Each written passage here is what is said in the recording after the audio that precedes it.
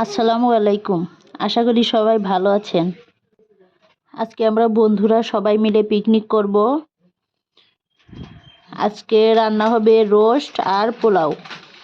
এখানে রোস্ট করার জন্য আমি 3টা মুরগি কেটে নিয়েছি।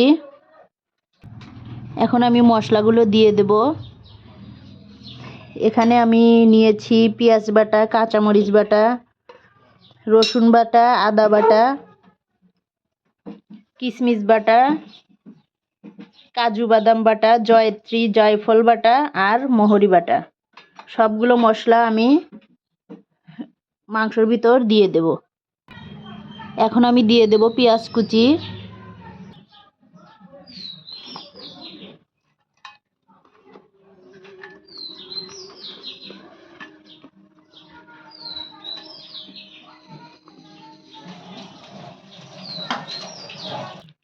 দিয়ে দেব কাঁচা লঙ্কা,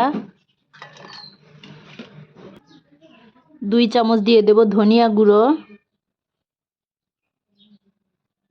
দিয়ে দেব স্বাদ মতো লবণ। এখন দিয়ে দেব টক দই। এখন আমি মাংসটা ভালোভাবে মেখে নেব।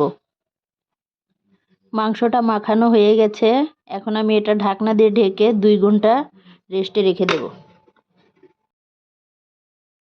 2 ঘন্টা পর আবার ফিরে আসলাম।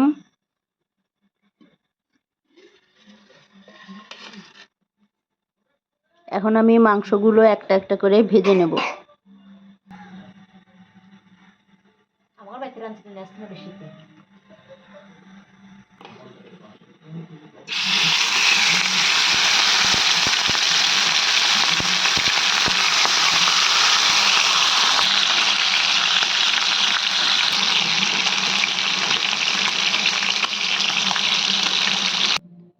সবগুলো রোস্টের পিস আমি ভেজে নিয়েছি।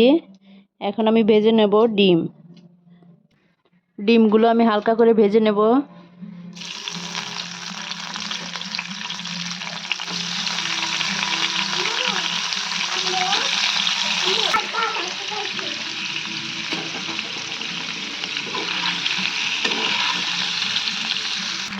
ডিমগুলো ভাজা হয়ে গেছে। চুলায় আরেকটা কড়াই বসিয়ে দিয়েছি। এখন দিয়ে দিলাম তেল, দিলাম 2টা তেজপাতা,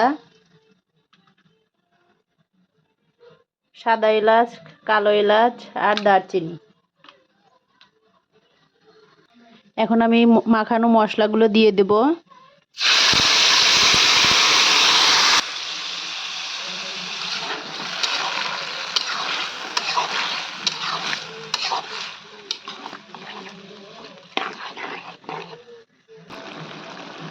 মশলাটা আমি ভালোভাবে কষিয়ে নেব।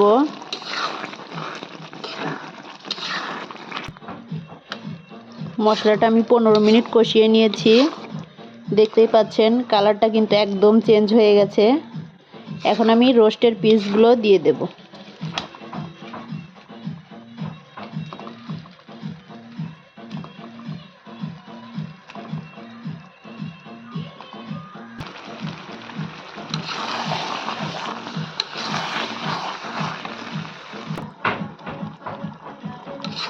অনবরত এটা নেড়ে চেড়ে রান্না করতে হবে। নিচে লেগে ধরলে কিন্তু রোস্টটা খেতে একদমই মজা লাগবে না।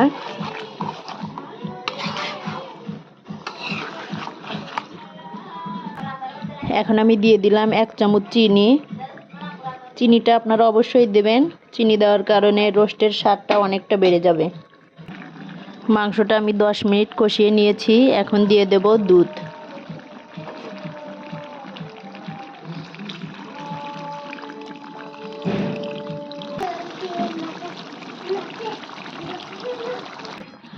আমার রান্নাটা প্রায় হয়ে গেছে। এখন আমি দিয়ে দেব 1 চামচ ঘি। এখন আমি ঢাকনা দিয়ে ঢেকে 5 মিনিট রেখে দেব। এখন আমি ডিমগুলো দিয়ে দেব।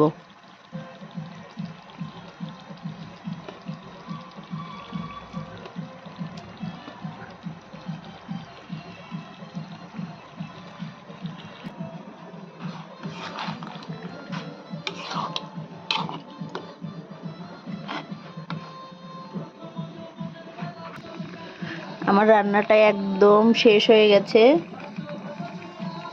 দেখেন, দেখতে কিন্তু অনেক সুন্দর হয়েছে। আপনারা এভাবে বাসায় ট্রাই করে দেখতে পারেন। এখন আমি রান্না করব পোলাও।